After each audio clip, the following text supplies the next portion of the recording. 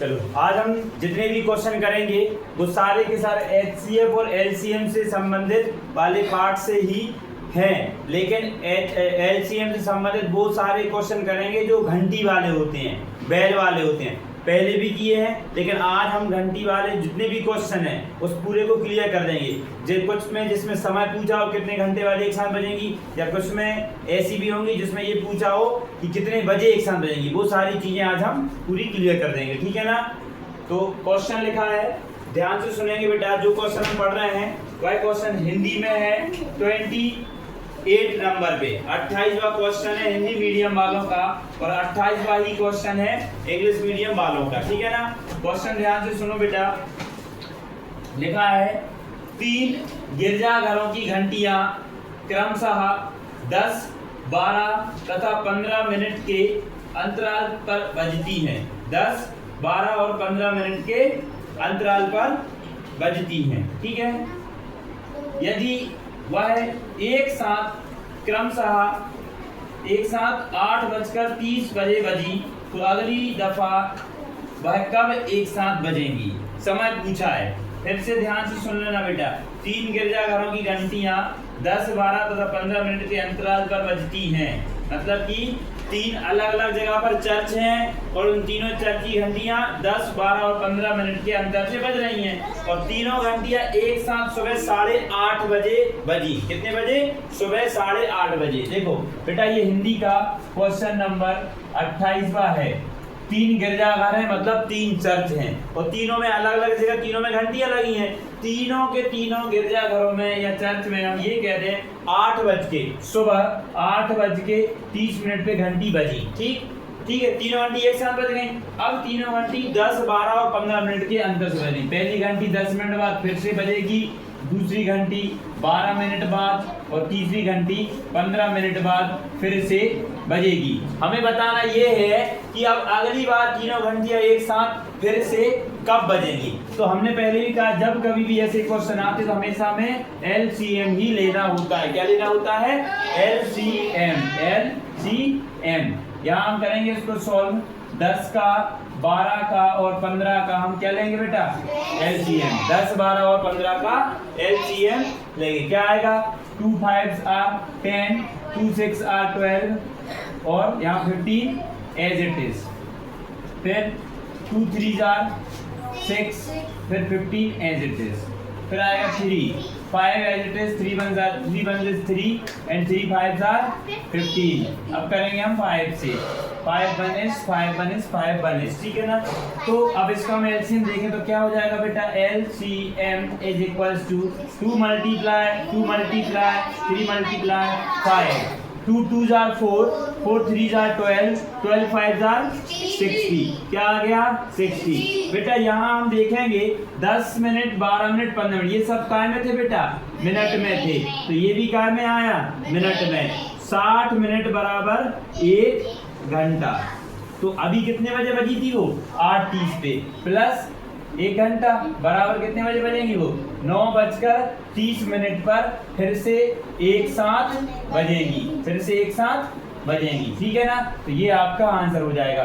या तो यहाँ हो सकता है कहीं आपको एएम, अगर यहाँ एएम लिखा होता तो ये भी एएम हो जाता क्योंकि 1 घंटा बाद। मान लो यहाँ पीएम लिखा तो ये भी पीएम हो जाता। ठीक है ना।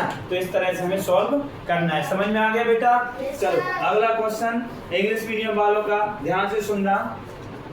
लिखा है 3 bells start ringing together at 8:35 a.m.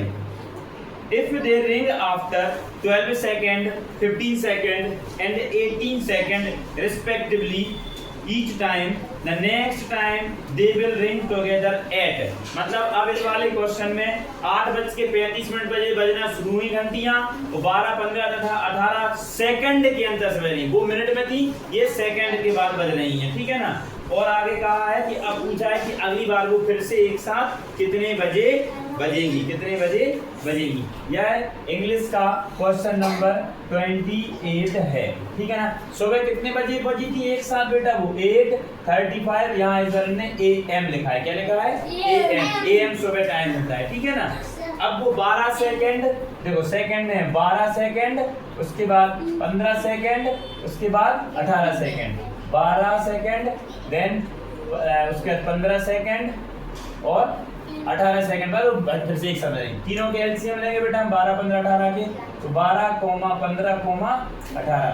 सबसे पहले हम इसको 2 से डिवाइड करेंगे, 2 6 are 12, 15 as it is, 2 9 are 18, फिर 2 से करेंगे 2 3 are 6, 15 और 9, 3 1 is 3, 3 5 are 15, 3 3 are 9, फिर से करेंगे 1 5, 3 1 is 3, उसके बाद करेंगे हम 5 से, 5 1 is 5। एलसीएम देखेंगे तो क्या आ जाएगा, LCM is equals to 2 multiply 2 multiply 3 multiply 3 multiply 5 is equal to 2 2s are 4, 4 3s are 12, 12 3s are 36। अब 36 का 5 टाइम इनटू करना है, कितना आएगा, तुम लोगों को टेबल लर्न नहीं होगी तो ऐसी कंडीशन ये भी कर सकते हैं, उल्टी कर सकते हैं। 5 3s are 15, 15 3s are 45, 45 2s are 90 and 90 2s are 180। ये क्या है, सेकंड, ये भी काम में आ गया सेकंड में। 180 सेकंड इज इक्वल्स टू कितने मिनट, 180 को डिवाइड करें हम किससे, 60 से, तो कितना आ जाएगा, is equals to 3 minute. 3 minute, कोई दिक्कत।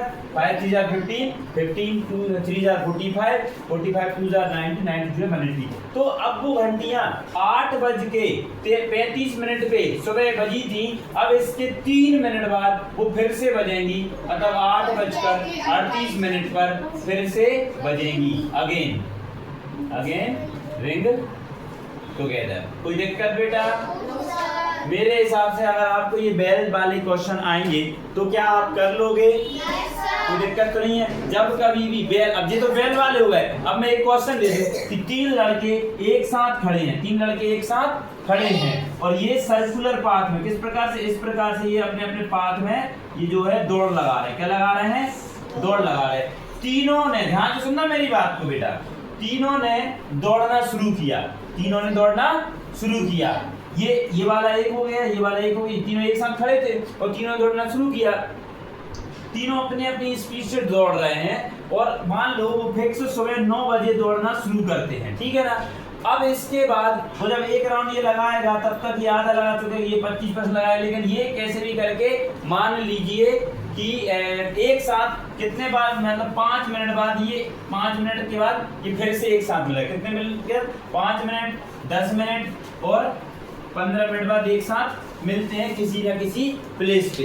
तो अब उन्होंने ये पूछा कि ये बताओ कि अब ये घंटियां, मतलब सॉरी, ये लड़के एक साथ फिर से कितने बजे मिलेंगे। तो हम उसमें क्या कर सकते हैं, 5 10 15 का एलसीएम 15 होगा, मतलब वो 15 मिनट बाद, या मान लो 20 मिनट बाद, मतलब क्योंकि 5 मिनट का उनका, जैसे इसका राउंड कंप्लीट हुआ बेटा, मान लो देखो ये छोटा सर्कल है कि नहीं है ये वाला, तो ये जल्दी राउंड कंप्लीट करेगा भाई।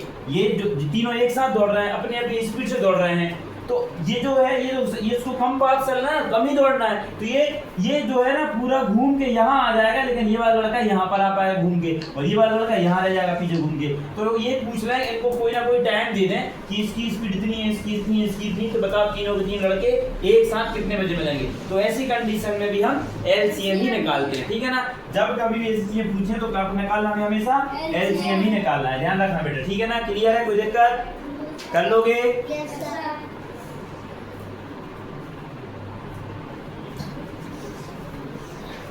चलो अगला क्वेश्चन, एक डाउट है बच्ची का, क्वेश्चन नंबर दिव्यांशी का डाउट है, क्वेश्चन नंबर है हिंदी वालों का 26।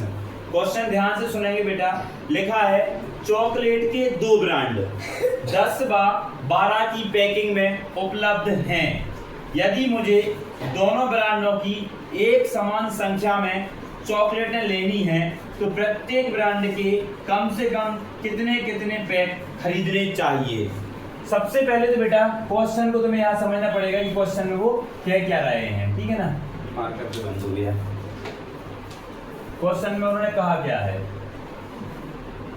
हिंदी का क्वेश्चन नंबर 26 है, मतलब चॉकलेट लेने गया एक लड़का या लड़की जो भी हो, ठीक है ना। अब वो जब उसने देखा कि चॉकलेट 2 अलग अलग ब्रांड में, मान लो एक कोई सी ब्रांड हो गया ये, एक कोई सा ब्रांड हो गया ये, ठीक है ना, 2 अलग अलग टाइप के ब्रांड हो गए। अब वो ये कह रहा है कि दोनों ब्रांड की उसको बराबर संख्या में चॉकलेट लेना है, मतलब कि मान लो ये 10 की पैकिंग, अरे यार ये मार्कर हो गया यार, अभी एक डाल दीजिए इसमें।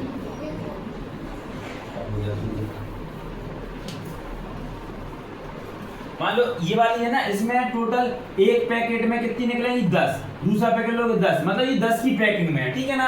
और ये वाली चॉकलेट है ना जो कितनी की पैकिंग में 12 की पैकिंग में, इसमें कितनी निकलेंगी 12। अब मान लो वो 3 पैकेट इसके लेता है तो कितनी टॉफी आएंगी 30, और 3 पैकेट इसके लेगा तो कितनी आएंगी 36। वो ये डिस्टर्बेंस नहीं चाहता, वो चाहता है कि मुझे दोनों ही बराबर क्वांटिटी में मिले। मतलब कि 10 की मतलब एक पैकेट जिसमें 10 चॉकलेट है ना, एक पैकेट जिसमें कितनी चॉकलेट है 10 चॉकलेट है उसका भी, और दूसरा पैकेट जिसमें 12 चॉकलेट है, उसे कुल मिला के ऐसी खरीदारी करना है कि लास्ट में जब वो जितने ही पैकेट लेके आए तो इतनी ही 10 वाली, मतलब मान लो 50 निकली तो 10 वाले में भी 50 हो और 12 वाले में भी 50 ही हो, बराबर हो, वो पैकेट खोलना नहीं है। तो बताओ वो ऐसे कितने पैकेट ले 10 और 12 वाली टॉफी के, कि दोनों पैकेटों के अंदर जो टॉफी निकले वो बराबर निकले, वो बराबर निकले। तो ऐसे क्वेश्चन में भी अभी बताया मैंने एलसीएम ही लेंगे, ठीक है। तो किस पैकिंग में है 10 और 12 की पैकिंग, 10 और 12 की पैकिंग में, हाँ बहुत बढ़िया, ये पैकिंग में है। तो हम क्या करेंगे 10 का और 12 का क्या लेंगे बेटा एलसीएम। मेरे हिसाब से 60 आना चाहिए एलसीएम, तुम्हारे हिसाब से कितना 60 है ना 60। अच्छा मेरे हिसाब से 60, तुम्हारे हिसाब से 60 और 60 एक ही बात। 5 3 जा 15, 15 2 जा 30, 32 जा 60। एलसीएम कितना आ गया बेटा 60। मतलब कहने का ये है कि अगर वो ये संख्या जो ले तो वो टॉफियां कुछ इस प्रकार से खरीदे कि दोनों में मतलब 60 ऐसी टॉफी ले, 10 का पैकेट इतना ले कि उसमें सब मिला के 60 टॉफी हो जाए, और 12 के पैकेट भी इस प्रकार से ले कि सबको मिला के 60 हो जाए। तो बड़ी आसानी की बात है, 60 टॉफी चाहिए हमें, 10 की पैकिंग की कुल हमें कितनी टॉफी चाहिए 60। तो 60 बटे 10 बराबर 6 पैकेट, कोई दिक्कत। इसके बाद 12 की पैकिंग की बात करें तो 12 की पैकिंग बराबर कितने हैं 60 बटे 12 बराबर 5 पैकेट। तो हम कह सकते हैं कि 10 के 6 तथा 12 के 5 पैकेट वो ले सकता है, ठीक है ना। ये आंसर हो जाएगा। बोलो है आंसर, बोलो 10 के 6 12 के 5 पैकेट है आंसर कि नहीं है? समझ में आ गया। अब देखो जब वो लेने जाएगा, सुनना मेरी बात को, कैसे है जैसे 10 के 6 पैकेट लाए, इस पैकेट में कितनी टॉफी है सर 10, इसमें कितनी है 10 10 10 10 और 10, 1 2 3 4 5 6, ये 10 पैकेट की 10 वाली, मतलब एक पैकेट में 10 टॉफी, और ऐसे एक पैकेट में 10 टॉफी, ऐसे में ली 6 पैकेट, ठीक है। अब ये थोड़ा सा बड़ा है, इसमें कितनी टॉफी है 12, कितनी है 3 4 5। तो अब हम देखो इसमें कितनी थी बेटा 12 12 12 12 12 12 टॉफी है, ठीक है ना। और इसमें कितनी मैंने बोला था 10 10 टॉफी, 10 10 10 10 10 10 और 10, क्लियर, ठीक है। अब वो क्या चाहता था कि बराबर हो, तो देखो अगर 10 वाली टॉफी की 6 पैकेट खरीदेंगे, 10 20 30 40 50 60 टॉफी हुई कि नहीं हुई, हो गई इसकी 60 टॉफी।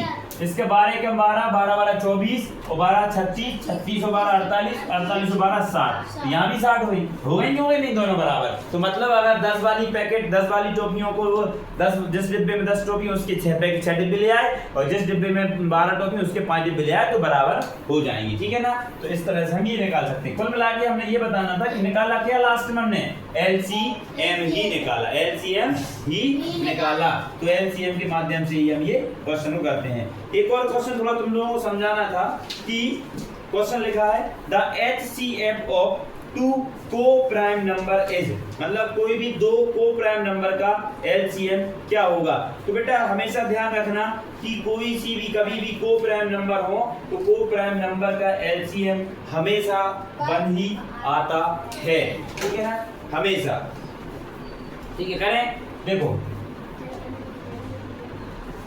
को-प्राइम नंबर को हम क्या कहते हैं बेटा, को-प्राइम मतलब सह अभाज्य है संख्याएं, सह अभाज्य संख्याएं। को-प्राइम नंबर मतलब होती है सह अभाज्य संख्याएं। और हमेशा अगर को-प्राइम नंबर का HCF पूछे तो HCF of co-prime number is always 1 हमेशा सह अभाज्य संख्याओं का